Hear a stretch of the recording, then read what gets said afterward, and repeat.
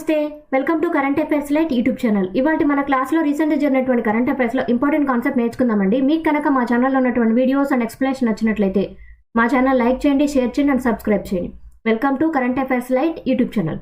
Water prevention and control of pollution amendment bill. So water bill అనేది ఎప్పటి నుంచో ఉంది. వాటర్ బిల్ అంటే ఇక్కడ వాటర్ పొల్యూషన్ని అరికట్టాలి అనేటువంటి బిల్ అనమాట. అండ్ ఇక్కడ ఇది ఇంతకుముందు ఉన్నటువంటి బిల్ ఏదైతే ఉందో water act 1974. So water prevention and control of pollution అంటే వాటర్ పొల్యూషన్ని తగ్గించే విధంగా ఉండాలి అని 1974లో ఏర్పాటు చేసినటువంటి బిల్ ఏదైతే ఉందో ఆ బిల్ యొక్క సంబంధించినటువంటి కొంత సవరణ అనమాట, అమెండ్మెంట్ బిల్. సో సవరణ బిల్ ఏదైతే ఉందో అది ఇప్పుడు 2024లో మన రాజ్యసభలో ప్రజెంట్ చేసి దాన్ని ఇంట్రడక్షన్ అనేది చేయడం జరిగింది. అండ్ ఈ యొక్క సవరించినటువంటి బిల్లు ద్వారా కొన్ని కొత్త రకమైనటువంటి విషయాలన్నీ కూడా ముందుకు తీసుకొని వచ్చి సవరించిన బిల్లు ద్వారా వాటర్ పొల్యూషన్ అనేది జరగకుండా ఇంకా ఎటువంటి చర్యలు తీసుకొని రావాలి అని ఈ యొక్క బిల్లులో ప్రజెంట్ చేయడం జరిగింది. అండ్ ఈ యొక్క బిల్ ఏదైతే ఉందో ఎవరు ప్రజెంట్ చేశారు అంటే ఎవరు రాజ్యసభలో తీసుకొని వచ్చారంటే minister of state for environment Ashwini Choubey గారు ఈ యొక్క బిల్లుని ప్రజెంట్ చేయడం జరిగింది. అండ్ దీంతో పాటు ఏంటంటే ఇది మనకి ఉన్నటువంటి వాటర్ పొల్యూషన్ తగ్గించడానికి ఏ విధంగా మనం ఇంకా రెగ్యులేషన్స్ తీసుకుని రావాలి, ఇంకా పొల్యూషన్ ఎలా తగ్గించాలి, అండ్ మన దేశం మొత్తం మీద కూడా ఉన్నటువంటి నీటి వనరులు ఏవైతే ఉన్నాయో వాటిని ఇంకా బెటర్గా ఎలా కాపాడుకోవాలి అనేటువంటి అన్ని విషయాల గురించి కూడా ఏ విధమైనటువంటి చట్టాలు సవరణలు తీసుకుని రావాలో ఈ యొక్క సవరించిన బిల్లులో కొత్త అంశాలను చేర్చారనమాట. అండ్ ఎయిట్ పరంగా కంట్రోల్ బోర్డు ఉంటుంది, వాటర్ పొల్యూషన్ కంట్రోల్ బోర్డు ఉంటుంది. అండ్ సెంట్రల్ పరంగా కూడా మనకి central pollution and control board కూడా ఉంటుంది. సో స్టేట్లో ఉండేటివి స్టేట్లో ఉన్నటువంటి చట్టాల వర్క్ అయితే అండ్ సెంట్రల్ లెవెల్లో కూడా వాటర్ పొల్యూషన్ తగ్గించే విధంగా చట్టాలు అనేవి ఉంటాయి. బట్ ఇక్కడ సెంట్రల్ చేసినటువంటి చట్టాలు ఏవైతే ఉంటాయో వాటిని ప్రతి రాష్ట్రంలో ఖచ్చితంగా ఒప్పుకోవాలని లేదు. కానీ సెంట్రల్ వాళ్ళు కేంద్ర ప్రభుత్వం వాళ్ళు ఇచ్చినటువంటి చట్టాలని కొంతవరకు స్టేట్స్లో అమలు చేయడానికి ట్రై చేస్తుంటారు అనమాట. ఇచ్చిన ఏవైతే రెగ్యులేషన్స్ బిల్స్ ఉంటాయో వాటన్నిటి పరంగా సొల్యూషన్స్ అనేవి వాడడానికి ట్రై చేస్తారు.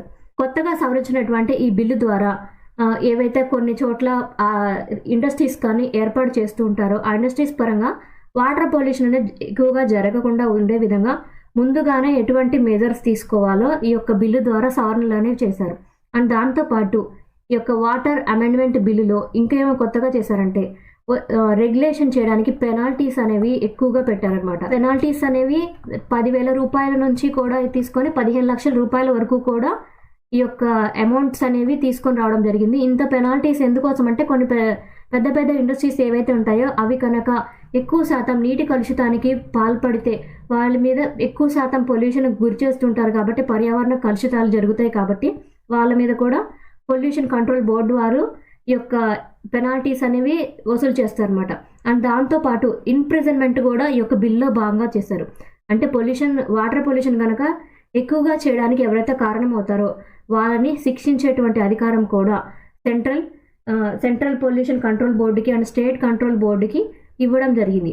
ఇలా కొత్తగా వాటర్ అమెండ్మెంట్ బిల్ అనేది తీసుకొని వచ్చి వాటర్ పొల్యూషన్ తగ్గించడానికి చర్యలు అనేవి తీసుకోబోతున్నారు.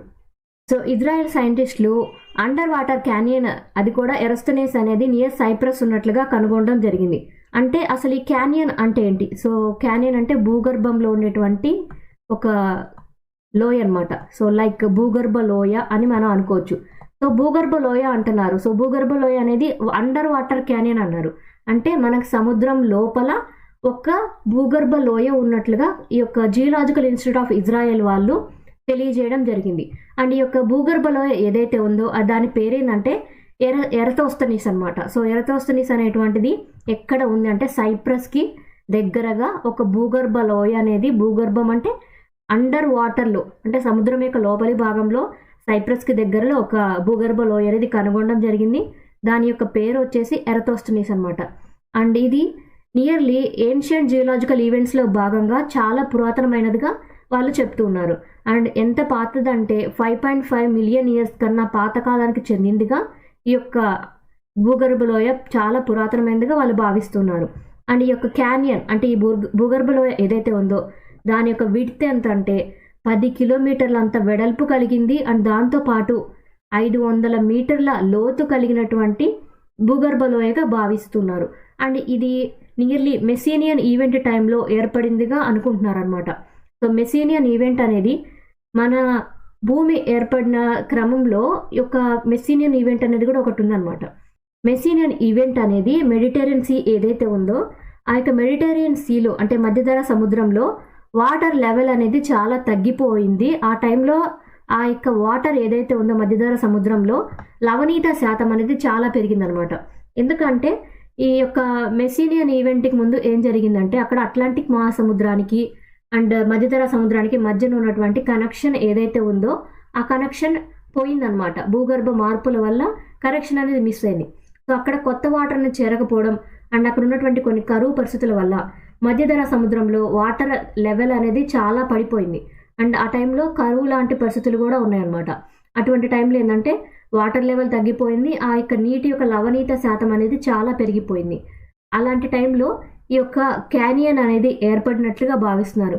అండ్ ఈ యొక్క భూగర్భంలో ఏదైతే ఉందో మనకి గ్రేట్ క్యానియన్గా చెప్పుకునేటువంటి ప్లేసెస్ కన్నా కూడా చాలా పెద్దగా ఏర్పడినట్లుగా వాళ్ళు భావిస్తున్నారు. బారాముండా ఐఎస్బిటి అనమాట. సో బారాముండా ఐఎస్బిటి అనేది భువనేశ్వర్లో ఏర్పాటు చేయడం జరిగింది. ఐఎస్బిటి అంటే ఏం లేదండి, inter state bus terminal. So inter state bus terminal అనేది భువనేశ్వర్ ఒరిస్సాలో ఏర్పాటు చేయడం జరిగింది. అండ్ దీని యొక్క ప్రాముఖ్యత ఏంటంటే దీనికి బిఆర్ అంబేద్కర్ గారి పేరు అనేది పెట్టడం జరిగింది. అండ్ ఈ టెర్మినల్ ఏదైతే ఉందో అది ప్రయాణికుల యొక్క సౌకర్యానికి తగినట్లుగా అండ్ కంఫర్టబుల్గా ఉండే విధమైనటువంటి కన్వీనియంట్ జర్నీని ఇవ్వడం కోసం ఇటువంటి టెర్మినల్ అనేది ఏర్పాటు చేశారు. అండ్ చాలామంది కూడా ఈ బారాముండా ఐఎస్బిటి టెర్మినల్ ఏదైతే ఉందో దానికి అంబేద్కర్ పేరు పెట్టడానికి చాలామంది ముందుకు వచ్చారనమాట. అంటే ఈ పేరు పెట్టడం కరెక్టా కాదని ఒపీనియన్ పోల్ తీసుకున్నప్పుడు చాలామంది కూడా దాన్ని చాలా హర్షం వ్యక్తం చేశారు. అంటే సంతోషంగా దానికి ఇటువంటి పేరు పెట్టడాన్ని వాళ్ళు మంచిగా తీసుకున్నారు. అండ్ ఇక్కడ ఇలా పెట్టడం ఎందుకోసం అంటే మన యొక్క అంబేద్కర్ గారిని గౌరవార్థం ఈ యొక్క ఐఎస్బిటి అంటే ఇంటర్ స్టేట్ బస్ టెర్మినల్ ఏదైతే ఉందో దానికి అంబేద్కర్ గారి పేరు పెట్టడం అనేది మంచి గౌరవార్థంగా భావిస్తున్నారు. అండ్ ఈ యొక్క ప్రోగ్రామ్ కోసం అంటే ఈ యొక్క టెర్మినల్ కోసం నియర్లీ 15.5 ఎకరాల భూమిలో ఐఎస్బిటి బారాముండా ప్రాజెక్టులో భాగంగా ఈ టెర్మినల్ అనేది ఏర్పాటు చేయడం జరిగింది. ఏ రాష్ట్రంలో అంటే ఒరిస్సా రాష్ట్రంలో భువనేశ్వర్లో.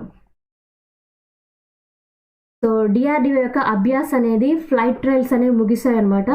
బట్ సక్సెస్ఫుల్గా ఈ యొక్క ఫ్లైట్ ట్రయల్స్ అనేవి ముగియడం జరిగింది. సో ఈ అభ్యాస్ అనేది ఎప్పటి నుంచో డిఆర్డిఓ వాళ్ళు తీసుకొని వచ్చారు. దీని ఫ్లైట్ ట్రయల్స్ అనేవి జనవరి 30 నుంచి ఫిబ్రవరి 2 వరకు కూడా మన చాండీపూర్లో ఉన్నటువంటి ఒడిస్సాలో ఉన్నటువంటి చాండీపూర్లో ఉన్నటువంటి ఇంటిగ్రేటెడ్ టెస్ట్ రేంజ్లో ఈ యొక్క ట్రయల్స్ అనేవి నిర్వహించడం జరిగింది. అండ్ దీనిలో ఏంటంటే ట్రయల్స్ చేసినప్పుడు సేఫ్ బూస్టర్ రిలీజ్ అనేది జరిగింది. లాంచర్ క్లియరెన్స్ అనేది కూడా చెక్ చేశారు. అంటే ఈ యొక్క అభ్యాస్ అనేది సరిగ్గా వర్క్ అవుతుందా లేదా అని చెక్ చేశారనమాట. దాంతోపాటు ఎండ్ ఆఫ్ లాంచ్ వెలాసిటీ అంటే లాస్ట్ వెలాసిటీ అనేది ఈజీగా జరిగిందా లేదా, క్లియర్గా ఉందా లేదా అన్ని రకాలుగా దీన్ని టెస్టింగ్ అనేది చేయడం జరిగింది, ఫ్లైట్ టెస్టింగ్. సో అలా చేసినప్పుడు అభ్యాస్ అనేది ఒక హై స్పీడ్ ఎక్స్పాండబుల్ ఏరియల్ టార్గెట్గా అది కూడా మనకు ఏడిఈ. సో ఏడిఈ అంటే ఏం లేదండి, ఏరోనాటికల్ డెవలప్మెంట్ ఎస్టాబ్లిష్మెంట్. సో ఇదేంటంటే మన డిఆర్డిఓ యొక్క ఒక విభాగం, వాళ్ళే ఈ యొక్క అభ్యాస్కి తయారు చేయడం జరిగింది. అండ్ ఇప్పుడైతే ఈ యొక్క అభ్యాస్ ఏదైతే ఉందో అది ఒక అటానమస్ ఫ్లయింగ్ సిస్టమ్గా మార్పు చెందడం జరిగింది. అంటే అటానమస్ అంటే తనంతట తానే స్వయం ప్రతిపత్తి కలిగినటువంటి ఫ్లయింగ్ సిస్టమ్గా ఈ యొక్క అభ్యాస్ అనేది డిజైన్ చేయడం జరిగింది. దీని యొక్క సక్సెస్ఫుల్ ఫ్లైట్ ట్రయల్స్ అనేవి ముగియడం జరిగింది. అంటే ఇది ఇంకా మీదట ట్రయల్స్ ముగిశాయి కాబట్టి మన దేశంలో ఇంకా బాగా వినియోగించుకోబోతున్నారు. ఈశ్వరీ ప్రసాద్ నంబూద్రి. సో ఈశ్వరీ ప్రసాద్ నంబూద్రి గారిని శంకర్ స్మృతి అవార్డుతో సంస్కరించడం జరిగింది. అసలు ఏంటి అవార్డు అంటే ఇక్కడ చీఫ్ ప్రీస్ట్ అనమాట, అంటే ప్రధాన పూజారి అయినటువంటి ఉత్తరాఖండ్ రాష్ట్రంలో ఉన్నటువంటి బద్రీనాథ్ టెంపుల్ ఏదైతే ఉందో అక్కడ ప్రధాన పూజారి అనమాట ఈ యొక్క ఈశ్వరీ ప్రసాద్ నంబూద్రి గారు. ఆయనని కేరళకు చెందినటువంటి ఒక సంస్థ వాళ్ళు శంకర్ స్మృతి అవార్డు ద్వారా సన్మానించారు. అండ్ నంబూద్రి గారిని ఈ యొక్క శంకర్ స్మృతి అవార్డు ఏదైతే ఉందో దాన్ని ఆ యొక్క అవార్డుకి సెలెక్ట్ చేయడం ద్వారా మన దేశంలో మతపరంగా కమ్యూనిటీ పరంగా గౌరవించడం అండ్ దాంతోపాటు బద్రీనాథ్ కేదార్నాథ్ టెంపుల్ కమిటీ వాళ్ళు కూడా ఆయన గౌరవించడం ద్వారా మంచిగా ఆనందం వ్యక్తం చేశారనమాట. అండ్ ఇక శంకర్ స్మృతి అవార్డు ఏదైతే ఉందో ప్రతి సంవత్సరం కూడా కేరళలో జరిగేటువంటి ఒక స్పెషల్ ఫెస్టివల్ ఉంది. ఆ ఫెస్టివల్ టైంలో ఎవరో ఒకళ్ళ పెద్ద ప్రీస్ట్ ఎవరైతే ఉంటారో, నథింగ్ బట్ ఒక ప్రధాన పూజారులు ఎవరైతే ఉంటారో వాళ్ళకి ఇటువంటి శంకర్ స్మృతి అవార్డు అనేది ఇస్తూ ఉంటారు. ఆ యొక్క ఫెస్టివల్ ఉత్సవం పేరేంటంటే మల్లియూర్ భగవత్ హంస స్మరణ ఉత్సవ్. అంటే మల్లియూర్ భగవత్ హంస స్మరణ ఉత్సవంలో భాగంగా కేరళ వాళ్ళు ఈ యొక్క శంకర్ స్మృతి అవార్డు అనేది ఇవ్వడం జరుగుతుంది. సో ఈ ఇయర్ అయితే బద్రీనాథ్ టెంపుల్ యొక్క ప్రధాన పూజారి అయినటువంటి ఈశ్వరి ప్రసాద్ నంబూద్రి గారికి ఈ యొక్క అవార్డు అనేది ఇవ్వడం జరిగింది. ఈయన ఆ యొక్క పూజారి అనమాట. Thank you for watching my video. మీకు కనుక నా వీడియో అండ్ ఎక్స్ప్లెనేషన్ నచ్చినట్లయితే నా వీడియోస్ లైక్ చేయండి, షేర్ చేయండి అండ్ సబ్స్క్రైబ్ చేయండి. మీకు నా వీడియోస్ ఏ విధంగా అనిపిస్తున్నాయో నాకు కామెంట్ సెక్షన్లో తెలియజేయండి. Thank you for watching my video. Thank you.